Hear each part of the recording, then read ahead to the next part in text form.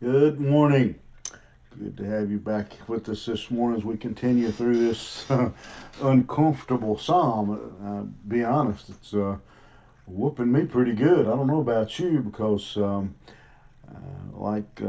think most of us, we like to take matters in our own hand. And David has an enemy by the name of Cush, who is slandering his name, who is running him down all over town.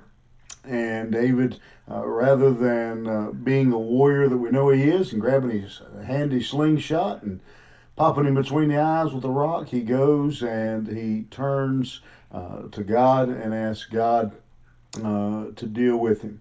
And so this morning, grab your Bible. We're going to look here in starting in verse 9.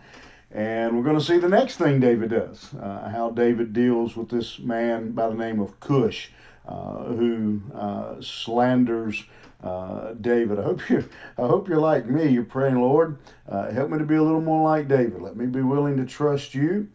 God, let me be willing to lay open my heart and show me, is there anything in my life that is causing this?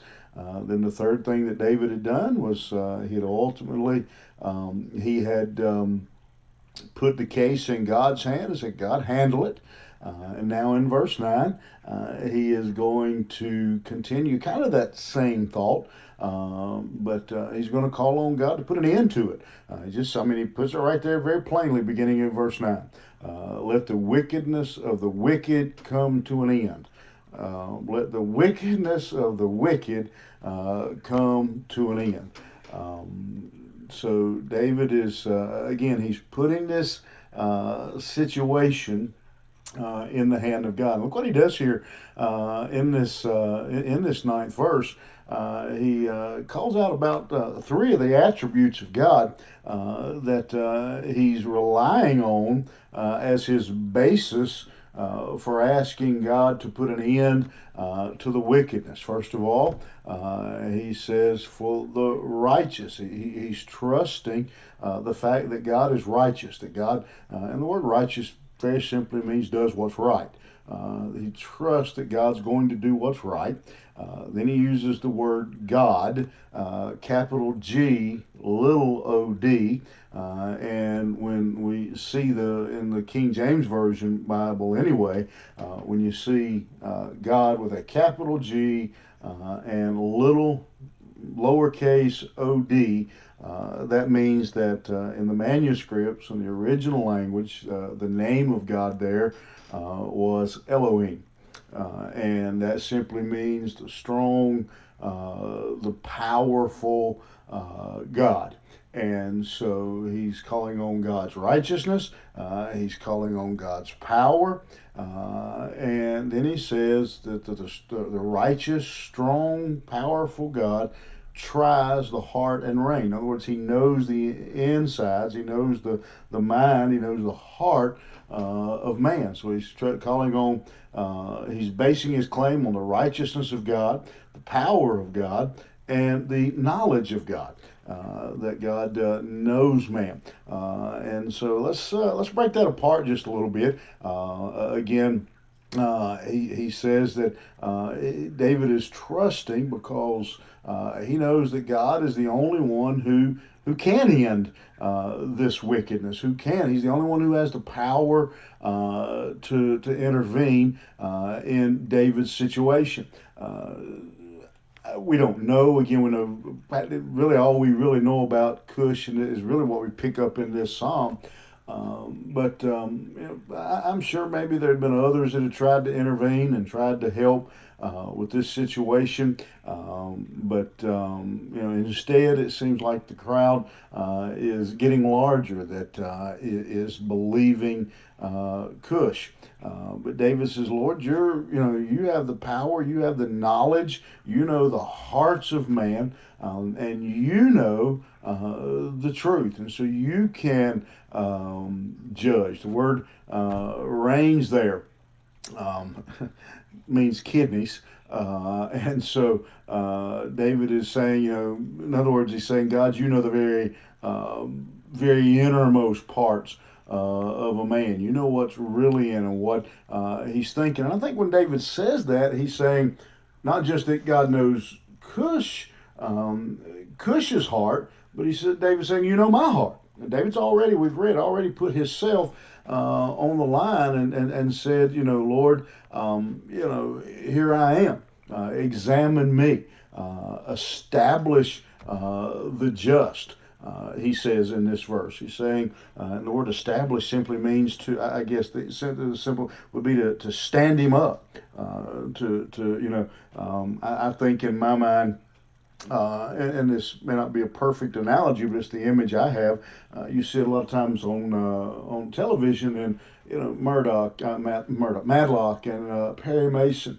After a case, and someone's been declared innocent, they kind of come out on the courthouse steps with their lawyer, and they stand up and they make a statement, and that's kind of what David is saying. Lord, establish, stand up the just, vindicate the one who is innocent, and he tells us why as he goes on. He says, "My defense is God." All these lies that Cush is spreading. He said they're powerless against me because I have God as a defense. Again, remember there were we talked about this previously. The soldiers at that time often had two types of shields. They had one that I guess you could say was like a full body shield that they could kind of get, but then the other one was just a small shield that they would use to move around and block off the things coming at them. I think about the old Wonder Woman cartoon. I believe she had one like that she would use, and it was on her forearm, and move it around. And that's kind of what David's talking about here. That no matter what Cush throws at me, God is my shield, and He is getting in the way. And again, why? He bases it on that name. Again, we have here the defenses of God. Again, capital G, lowercase o-d, of Elohim. That God is my shield, that the all-powerful God is in front of me. But then notice something that David says. It's really important. If you're listening this morning, I want you to please note this. David says, "My defense of God, which saveth the upright of heart." When I hear that statement, what it puts me in mind of is, if you a lot of times you hear preachers at funerals. Everybody, it seems like sometimes, or maybe not necessarily preachers, but it seems like everybody's going to heaven. Well, David says God is not the shield for everybody. David is the shield for the upright in heart. Back in verse 3, when David said, "Lord, examine my heart," had God shown him something there that was amiss in his life, then David wouldn't have had God as a shield until David dealt with the sin that is in his life. We can't just claim blanket protection over everything that we do. David says here he is a shield for those who are upright, those whose hearts are true, whose hearts are right, and so little pointer here David slips in for us is, we have the right to call on God for a defense. We have God. We have the right to. We have every right to trust Him and to put our confidence in Him. But He has every right to expect us to be upright, as David calls it here in this psalm. If God is going to defend us, then it is imperative that we are certain that our heart is correct and where it needs to be, that we're walking according to the commandments, the principles, and the precepts of a holy God, or for us to expect that guidance and that protection of a holy God is. When I look at this verse, it reminds me that we look for that defense from God. If I go into the courtroom and I want to press charges against you, then I have to make sure before we go into that courtroom that your lawyer isn't going to be able to get up and show me guilty of the same or something worse. It is kind of the modern imagery, I think. And so this is a good place for us to drop off today, and let's just spend a little time on that thought. Let's just spend a little time there and pray, Lord. I need you. I want you to be my defense. I want you to be my shield. But God, and we've already done a little bit of this. Let's go back to what David prayed earlier in the psalm. Lord, I want you to examine my life. God, make sure, show me anything that is in my life that would hinder my testimony. That most of all, Lord, would keep you from being my shield and my protector. And so today, kind of a short. We're just looking at a couple verses, but I think that's a good place for us to stop and for me to quit talking and for us to spend some time with God. Spend some time in prayer. Spend some time allowing God to walk through. I love the song that Tommy Anderson sings at church occasionally about God walking through the house of my heart, going into every room to look and see what's in each room.